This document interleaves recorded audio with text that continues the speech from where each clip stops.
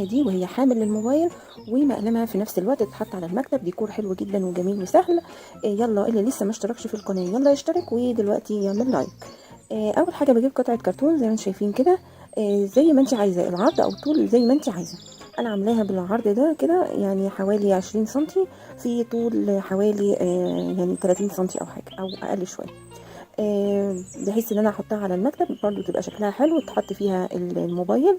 هعمل فيها زي حامل للموبايل يقف فيه، وكمان مقلمه، وكمان تبقى بشكل ديكوري حلو وشيك.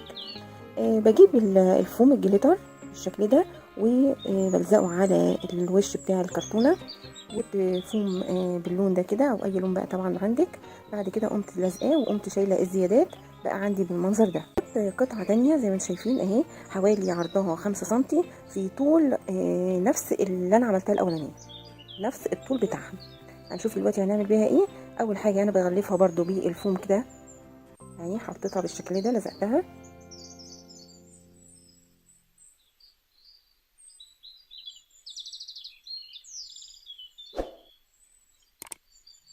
كان عندي الرول ده اللي هو بتاع علب المناديل او الورق الفويل. هغلفه برضو داير ما يدور بالفوم الجليتر اللون البرتقاني كده، بحيث ان هو الجليتر بتاعه يعني ايه مدي على ذهبي شويه، يبقى شكله حلو. اهو هغلفها بالشكل ده. عملت واحده طويله شويه وواحده اقصر منها، وهغلفها بالفوم الجليتر داير ما يدور بالشكل ده. اهو هنشوف مع بعض.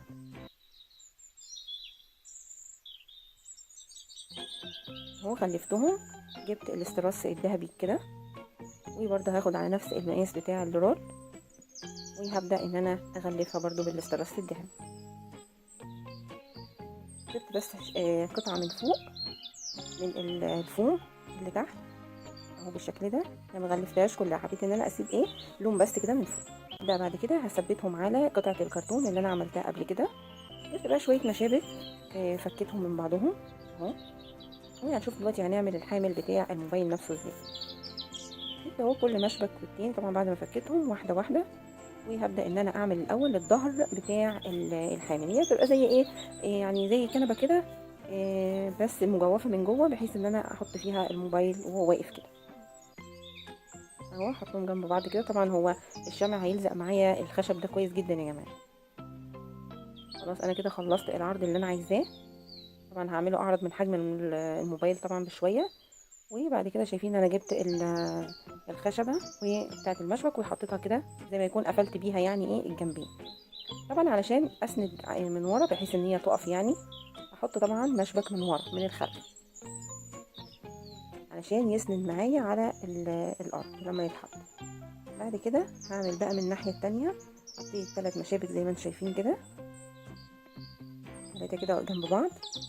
ده بقى دي الحته اللي هيتحط فيها الموبايل نفسه. طبعا بحاول ان انا اجيب المشابك كلها بيبقى طول واحد زي ما شايفين كده اهو بالشكل ده. انا عندي برضو دي حطيتها، تقدري ان انت تزيني باي حاجه عندك في البيت. وجبت اللون الذهبي ده ذهبي مائي. بعد كده هبدأ ادهن بيه الخشب ده.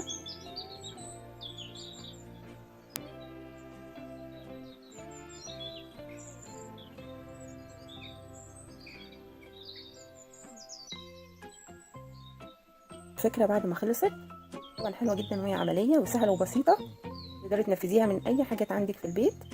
وطبعا ثبتها برضو على قطعة الكرتون اللي انا مغلفاها بالفوم، ثبتها كويس جدا. شوية بقى استراس، شوية ورود بتاع، هنبدأ نشوف مع بعض هنزينها ازاي.